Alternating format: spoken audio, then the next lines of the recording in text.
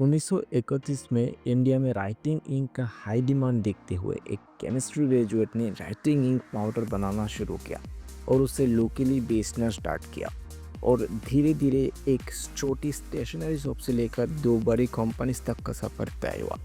एक बहुत ही खूबसूरत जाने की कहानी हम आज इस वीडियो में बताने वाले हैं, और मैं बात कर रहा हूँ उस कंपनी की जिसके प्रोडक्ट्स हम सब ने अपने बचपन से लेकर आज तक यूज करते आ रहे हैं। 1931 में कैमलिन ने अपना पहला जर्नी स्टार्ट किया था दंडेकर एंड कंपनी के नाम से। अब इसका नाम कैमलिन नहीं था। डीपी दंडेकर एक केमिस्ट्री ग्रेजुएट जो अपना इंक बिजनेस स्टार्ट करना चाहते थे due to high cost of important inks. बाद में उनके भाई जो इंजीनियर थे उन्होंने भी उनका बिजनेस ज्वाइन किया इसे ग्रो करने के लिए। उन्होंने अपने इंक पाउडर्स को लोकली बेचना शुरू किया और जैसे लोगों को उनका प्रोडक्ट पसंद आया उनका बिजनेस धीरे धीरे ग्रो होने लगा। सब कुछ बहुत ही स्मूथ चल रहा था, लेकिन तभी उनके सामने एक बड़ा चैलेंज आ गया। इम्पोर्टेंट प्रोडक्ट्स जो पहले कॉस्टली थे अब सस्ते होने लगे क्योंकि गवर्नमेंट ने इन पर लगने वाले टैक्स को कम कर दिया था। इसकी वजह से वो इम्पोर्टेड इंक इंडिया में काफ़ी सस्ते बनने लगे, जो लोकल इंक सेलर्स के लिए एक बड़ा डिसएडवांटेज बन गया था। इम्पोर्टेड इंक्स को इंडस्ट्रियल स्केल में बनाया जाता था, मतलब एक साथ ह्यूज क्वांटिटी में प्रोडक्शन, और अब टैक्स भी कम होने की वजह से उनका प्राइस लोकल इंक से काफ़ी कम हो गया। इस वजह से कंज्यूमर इंपोर्टेड इंक्स खरीदने लगे और लोकल इंक्स को इग्नोर करने लगे। रिजल्ट, उनका कंपनी बंद होने की कगार पर आ गया था। लेकिन उसी वक्त कुछ लॉयल कस्टमर्स ने उन्हें मुश्किल वक्त में सपोर्ट किया, जिसकी वजह से कैमलिन ने अपनी रुकावट को तोड़कर आगे बढ़ने का फैसला लिया। कैमलिन के एक्स डेप्यूटी जीएम चंद्रशेखर ओझा ने एक बहुत इंटरेस्टिंग स्टोरी शेयर की। एक दिन डीपी दंडेकर मुंबई के ईरानी कैफ में बैठे थे, तभी उन्होंने कैमल सिगरेट का पोस्टर देखा था जिसमें लिखा था I would walk A mile for a camel. ये लाइन उन्हें काफी इंस्पायर किया और उन्होंने कैमल का आइडिया बहुत ही पसंद आया। तो उन्होंने सोचा कि कैमल को अपना कंपनी का सिंबल बना। पहले कंपनी का लोगो एक हॉर्स का था जिसे चेंज करके कैमल का कर दिया गया, और लेट 1980s में कंपनी का नाम दंडेकर एंड कंपनी से चेंज करके कैमलिन रखा गया, जो कि कैमल और इंक को मर्ज करके रखा गया था।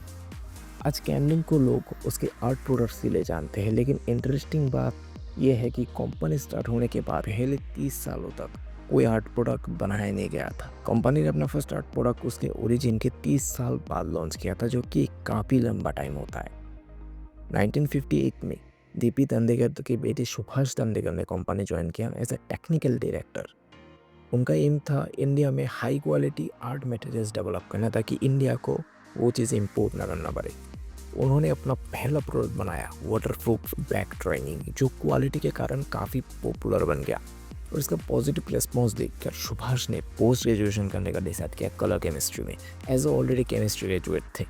इसके पहले भी एक इंस्पायरिंग स्टोरी है जो ओझा ने शेयर की थी। 1960 में सुभाष दंडेकर ने बिजनेस को एक्सपांड करने का सोचा आर्ट मटेरियल्स को ऐड करके, और इस डिसीजन इंस्पिरेशन था इंसिडेंट 1980 में महात्मा गांधी का असैसिनेशन। एक आर्टिस्ट को बोला गया था गांधी जी का पोर्ट्रेट ड्रॉ करने के लिए, लेकिन उस टाइम उस आर्टिस्ट को imported Windsor and Newton paints and canvas use करना पड़ा। विंसर एंड न्यूटन एक ब्रिटिश आर्ट प्रोडक्ट ब्रांड है। ये बात सुभाष दंडेकर को स्ट्रेंज लगी। गांधी जी जो स्वदेशी का सपोर्ट करते थे, उनके ही पोर्ट्रेट बनाने के लिए ब्रिटिश पेंट का किया यूज। तभी उनके माइंड में आइडिया आया क्यों नहीं ये सब इंडिया में ही बनाया जाए।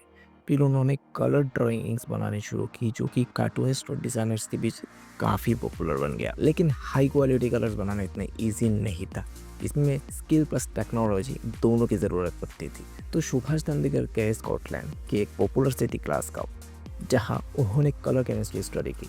इस स्टडी के दौरान उन्होंने इंग्लैंड और उसके नेबरिंग कंट्रीज की डाई और पिगमेंट फैक्ट्रीज को विजिट किया, जहाँ से उन्हें बिजनेस के छोटे और काफ़ी इंपॉर्टेंट एस्पेक्ट्स का नॉलेज मिला। इंडिया लौटने के बाद उन्होंने एक लैब सेटअप किया जहाँ उन्होंने वो कलर्स डेवलप करना शुरू किया जो इंडियन आर्टिस्ट की ज़रूरत थी। उनकी ये मेहनत रंग लाई 1962 में, जब कैमलिन ने अपना पहला आर्ट मटेरियल लॉन्च किया जिसमें वाटर कलर, पोस्टर कलर्स जैसे कई प्रोडक्ट्स थे हर एक स्टूडेंट और एक प्रोफेशनल आर्टिस्ट के लिए। 1988 में ऑफिशियली कंपनी का नाम कैमलिन रख दिया, कैमल और इंक का फ्यूजन करके। लेकिन उसके बाद भी दंडेकर फैमिली ने दो ब्रांड नेम्स रखे। कैमल ब्रांड के अंदर पेंट्स, ब्रशेस, ड्राइंग टूल्स ये आते थे, और कैमलिन के अंदर pencils, pen, geometry box etcetera ये सब आते थे। 2011 में एक जापानी स्टेशनरी कंपनी कोयोपो ने कैमलिन का 50.74% शेयर परचेज किया 366 करोड़ में। इस पार्टनरशिप का मेन गोल था कोयोको को इंडियन मार्केट में एंट्री चाहिए थी और कैमलिन को अपना प्रोडक्ट्स को इंटरनेशनली एक्सपांड करना। और तब तक कैमलिन के पास 2000 से भी ज़्यादा प्रोडक्ट्स थे क्योंकि कोयोको ने कैमलिन और कैमल दोनों ब्रांड्स नेम को कंटिन्यू रखा। कोयोको भी एक रेपुटेड जापानीज कंपनी है जो 1905 में स्टार्ट हुआ था। अब सुभाष चंद्र ने कलर केमिस्ट्री में मास्टर्स किया था तो ऑब्वियसली वो सिर्फ एक ही चीज़ पर नहीं रुकने वाले थे। स्कॉटलैंड से इंडिया लौटने के बाद 1984 में उन्होंने अपनी कंपनी का एक नया यूनिट खोला, फाइन केमिकल्स डिवीजन, जिसमें सेल किया जाता था फूड एंटीऑक्सीडेंट्स जो फूड को खराब होने से बचाता था, अरोमा केमिकल्स जो किसी भी प्रोडक्ट्स में फ्रेगनेंस लाता था, और भी कई इंडस्ट्रियल केमिकल्स जो कैमलिन की यूजुअल प्रोडक्ट से काफ़ी अलग थे। 1984 से 2005 तक ये दो यूनिट स्टेशनरी और केमिकल्स एक ही कंपनी के अंदर आते थे जो कि था कैमलिन लिमिटेड।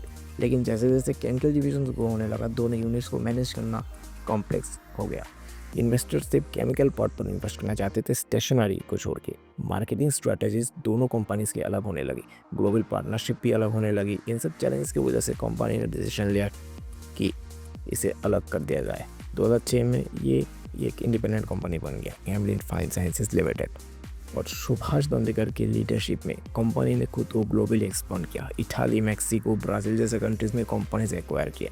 और आज के डेट में कैमलिन फाइन साइंसेज दुनिया का 3rd लार्जेस्ट वैनिलियन प्रोड्यूसर है। बाद में सुभाष दंडेकर ने अपना रोल हैंड ओवर किया था अपने बेटे आशीष दंडेकर को, जो आज कंपनी के चेयरमैन एंड मैनेजिंग डायरेक्टर है। लास्ट ईयर यानी जुलाई 15, 2024 में सुभाष दंडेकर पास्ट अवे। सो ये थी कैमलिन कंपनी का एक बहुत ही खूबसूरत और इंस्पायरिंग सा स्टोरी। अगर आप लोगों को भी ये स्टोरी पसंद आया then please let me know in the comment box.